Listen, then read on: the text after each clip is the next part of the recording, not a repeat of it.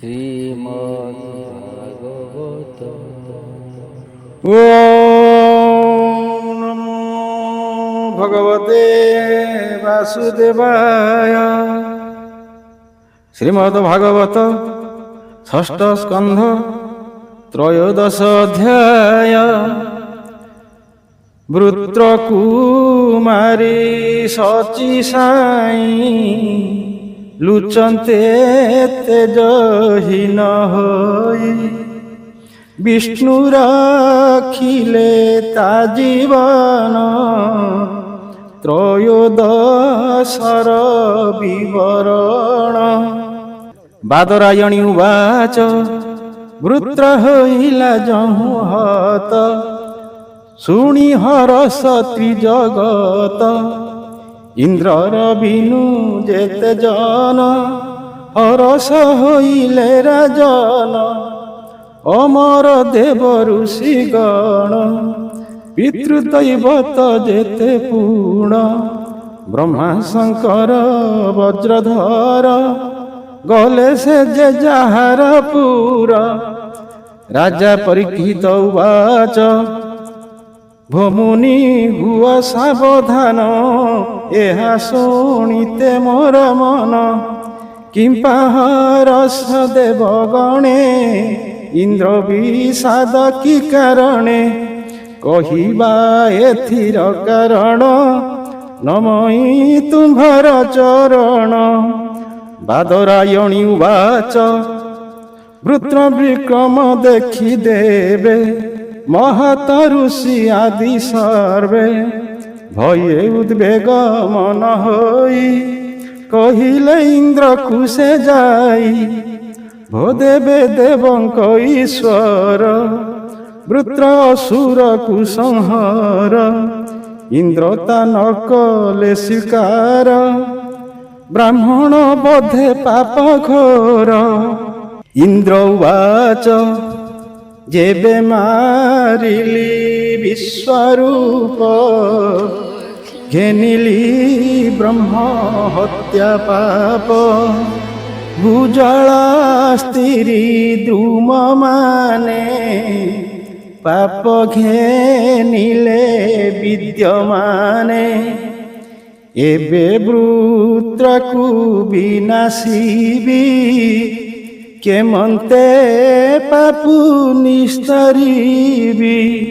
শ্রীশুক উবাচ ইন্দ্র বচনে ঋষিগণ, শুনি সে কহন্তি বচন।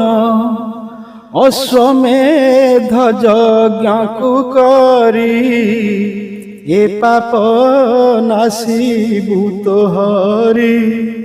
মহাপুরুষ আত্মা পর, অখিল জগত ঈশ্বর।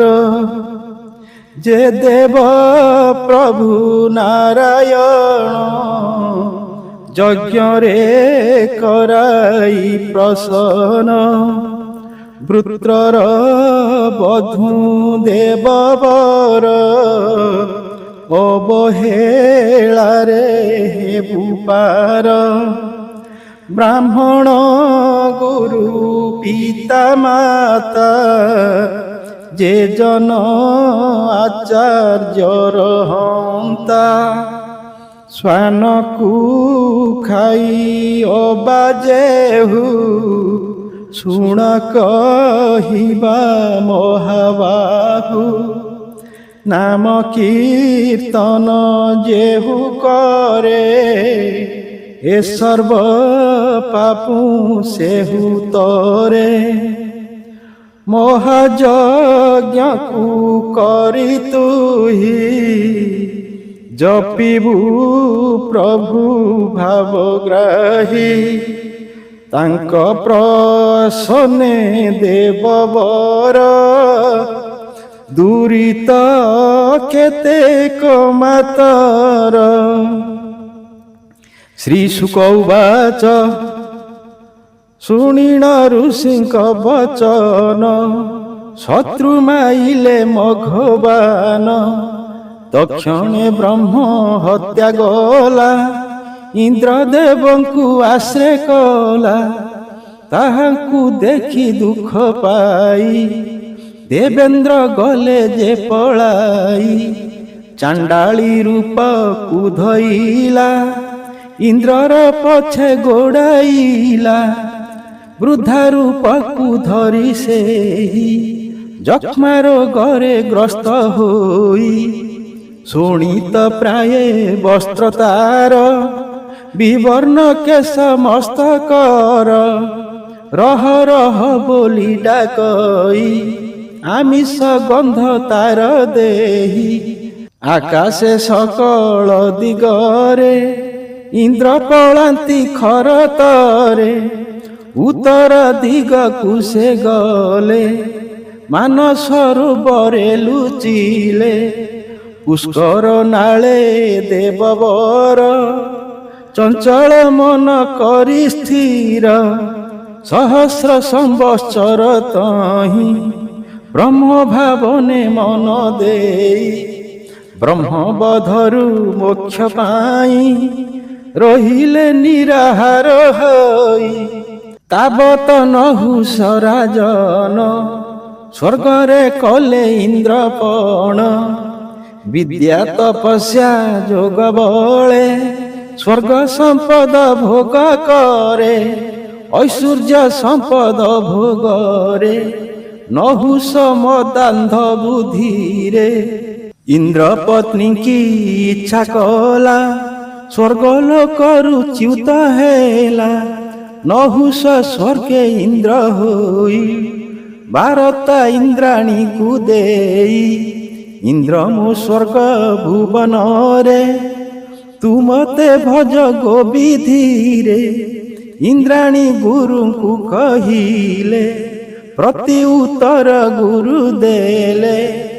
ଗୁରୁ ଏମନ୍ତ ବିଚାରିଲେ, ଅତି ଅସମ୍ଭବ ବୋଇଲେ।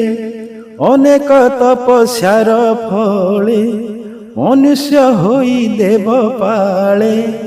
ବ୍ରାହ୍ମଣ କୋପ ସାପୁ କରି, ହତ ହୋଇବ ଏହା ଶିରି। ନହୁଷେ ଏମନ୍ତ କହିବ, ଋଷିଙ୍କ କନ୍ଧେ ଦୋଳା ଥିବ। ତୁମ୍ଭେ ଦୋଳାରେ ବସିଥିବ, ଆମ୍ଭରପୁରକୁ ଆସିବ। ତେବେ ଯେ ତୁମ୍ଭଙ୍କୁ ଭଜିବୁ, ସ୍ୱର୍ଗ ଇନ୍ଦ୍ର ବୋଲି ଜାଣିବୁ। ଏମନ୍ତ ଗୁରୁ ଆଜ୍ଞା ଶୁଣି, ନହୁଷେ କହିଲେ ଇନ୍ଦ୍ରାଣୀ। ଋଷିମାନଙ୍କୁ ଆଣି କରି, ଋଷିଙ୍କ କନ୍ଧେ ଦୋଳା ଧରି। ସେ ଦୋଳା ଉପରେ ନହୁଷ, ଆନନ୍ଦେ ହୋଇ ନହରସ। ଚଳଇ ଦୋଳା ମନ୍ଦ ଗତି, ତା ଦେଖି କୁପିତ ନୃପତି। ସର୍ପ ସର୍ପ ବୋଲି ବୋଇଲା, ପାଦେ ଅଗସ୍ତିଙ୍କି ମାଇଲା। ଅଗସ୍ତି କ୍ରୋଧ ଭର ହୋଇ, ନହୁଷକୁ ସେ ସାପ ଦେଇ।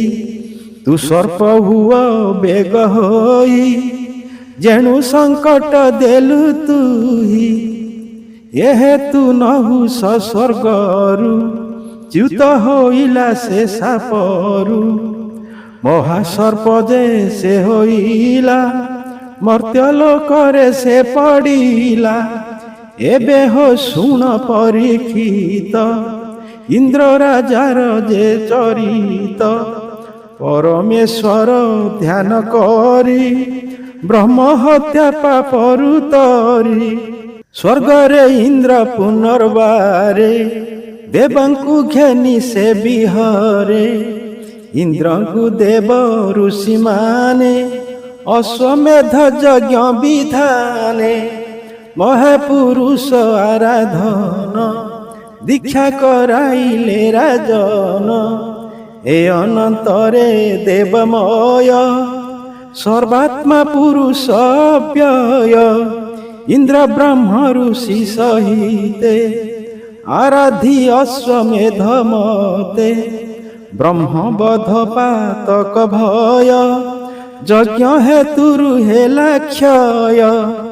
ରବି କିରଣେ ହିମ ପ୍ରାୟେ ସକଳ ପାପ ହେଲା କ୍ଷୟେ ଅଶ୍ୱମେଧରେ ବରୀନ୍ଦ୍ର ମରିଚି ଆଦି ମୁନି ବୃନ୍ଦ ଆରାଧି ପୁରୁଷ ପୁରାଣ ସ୍ୱର୍ଗେ ହୋଇଲେ ସେ ରାଜନ ଯଜ୍ଞର ପ୍ରସାଦରୁ କରି ନିଷ୍ପାପ ହେଲା ବଜ୍ରଧାରୀ ଅଶେଷ ପ୍ରାଣୀ ମାନଙ୍କର ପାପକୁ କରଇ ଯେ ଦୂର ଏ ମହାଖ୍ୟାନ ଜ୍ଞାନମୟୀ ଯେ ଜନ ଶ୍ରଦ୍ଧାରେ ଶୁଣଇ ଭକତ ଜନର ବର୍ଣ୍ଣନ ଇନ୍ଦ୍ର ଜୟ ମୋକ୍ଷ କାରଣ ଯେ ପ୍ରାଣୀ ପ୍ରୀତିରେ ପଡ଼ଇ ଶ୍ରଦ୍ଧାରେ କରି ଯେ ଶୁଣଇ ଗାୟନ କରି ପ୍ରତିଦିନ ସର୍ବସିଦ୍ଧି ଲଭେ ସେ ଜନ ଶତ୍ରୁକୁ ଜୟ ଧନ ଯଶ ପାପ ମୋଚନ ଦୀର୍ଘାୟୁଷ ସର୍ବ କଲ୍ୟାଣ ତାର ହୋଇ ଧନ ଧାନ୍ୟ ଯଶ ଲଭଇ ବୋଲଇ ଜଗନ୍ନାଥ ଦାସ ଇନ୍ଦ୍ର ଯେ ପାପ କଲା ନାଶ ହରି କୀର୍ତ୍ତନେ ସର୍ବ ହୋଇ କଳିରେ ଆନଗତି ନାହିଁ।